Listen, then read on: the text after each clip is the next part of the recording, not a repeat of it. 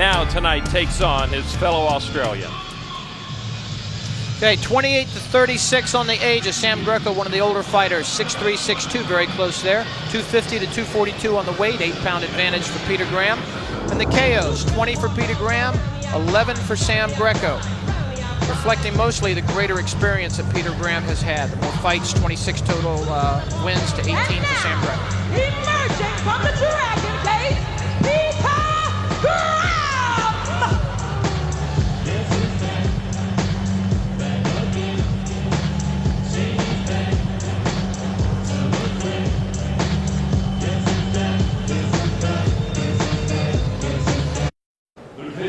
World Grand Prix 2000 Melbourne champion, Peter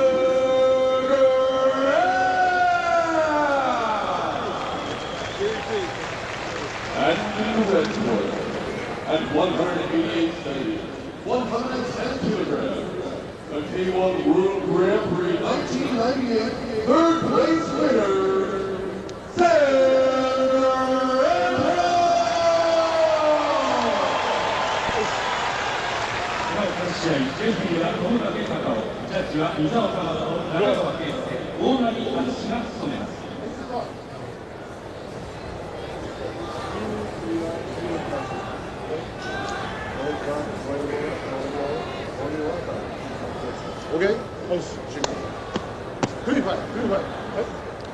Sam. Okay. Greco hoping for his shot at Tokyo this year. As you mentioned, Lonnie was a finalist back in 1998, and the following year had one of his best years. He beat Cepho, Lecco, and Bernardo all in the same year, who all are appearing here tonight as well, but has not been back to Tokyo since. Peter Graham with the black trunks, and Sam Greco, I like the gi look. He's in the white gi pants. Don't see that too often. Don't, I can tell you those are as traditional as karate pants get. That's the real thing that are worn in the traditional karate schools all over the world. Wow, nothing flashy about those, basic white.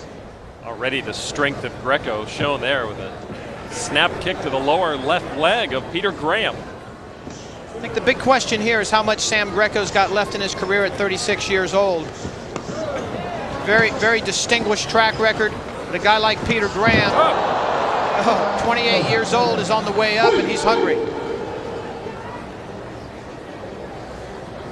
Peter Graham, you see the, I think it's tattooed Australian flag on the back right there. I think that's exactly what he's got. He That had it is on a his true t-shirt Aussie. on the front, and he's got it on his back in the back.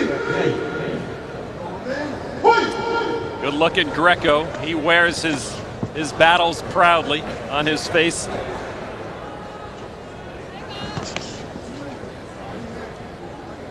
So Greco looking to establish the leg kicking early.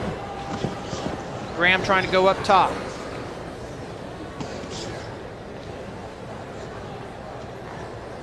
Certainly a calmer start to the festivities than we saw between Cepho and Carter Williams a few minutes ago. Two big boys going at it.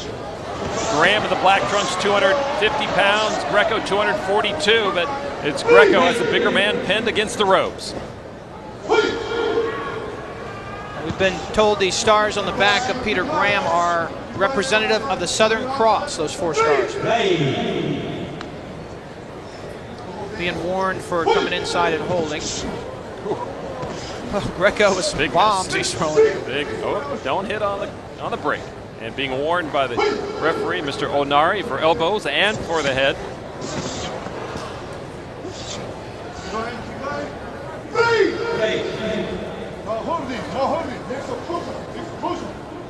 Warning for pushing and holding to both fighters. I like the hand speed of Peter Graham. He's got a nice left jab. Oh, well, he can also take a shot, we can say, because that was a good right hand by Sam Greco. He's got a little more jump to his step tonight also. And that just could be his style. Nice double jab followed by right hands. I don't see a lot of power by Peter Graham, but he's establishing early for the judges that he can land up top with his punches. I don't know what's happened to Sam Greco's defense up top, but he better find it quickly. Closing seconds now of round number 1. And we do want to mention for people who have watched these K1 pay-per-views in the past, And a yellow card goes to both fighters, I assume for inactivity and pushing as well. But I want to mention, this is not a tournament night of fighting. These are 7 individual fights, and the winner of each fight moving on, of course, to Tokyo and the K1 Grand Final. And you will certainly be able to see that on pay-per-view on December 6th with myself and Mike. We'll call that one for you. This is a flying butterfly turnover kick, is what he calls it apparently. And that left foot was intended to come down and land on the left side of Greco's head. Didn't quite make it. Now this is action also from the round. Greco trying to go underneath. He's been ineffective up top. Peter Graham has owned that area. So Greco's trying to go low, and I would think this round he may start to go back to leg kicks. I think that would be smart for him. Peter Graham doesn't seem to be able to match him in that area. Round number 2 scheduled for 3 with options for 4 and 5. Graham in the short trunks and the white long pants for Sam Greco. Good leg kick. Greco with a good right leg kick followed by a left roundhouse to the body, and Graham now trying to throw some leg kicks of his own. Well, he has targeted that left upper leg area of Greco a number of times in the first round, and now here in the second. It's a good kick. And Greco is limping on it, and they've called the fight. Apparently something wrong with Greco's, one of his legs. He may have broken something. He had just landed a strong left roundhouse kick to the body. And there was no doubt about it. He informed the referee, Mr. Ornari, right away. The bell rang, the fight was over. Within 5 seconds, he looked fine, and all of a sudden, he was done. Sam Greco limping noticeably on that left leg. One thing about a fighter as experienced as Greco, he may have known immediately if he had seriously injured himself. I'm going to tell you, man.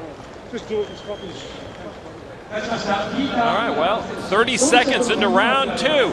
Peter Graham now becomes our second K1 finalist, and let's see if we can pick something distinct out here at the end of the fight. Well, there's the roundhouse kick. It's partially hidden behind the referee, but you could see it landed just above the right hip bone of Peter Graham. He may have injured the knee, he may have pulled a ligament, or he may have landed that foot. Now you see he's holding right away. He knows he's hurt, and he looks over to his corner and nods his head. It may have been an injury he had going in, and he was telling his corner that he had re-injured that area and that he was not going to be able to continue. It may have been something that he and his corner knew could happen, and it in fact did happen. But certainly he knew right away he would not be able to continue this fight. And it is a serious injury. To see Sam Greco limping is unusual. He's one of the toughest guys you're ever going to meet, and this must be a serious injury, Ron. He refused any help down from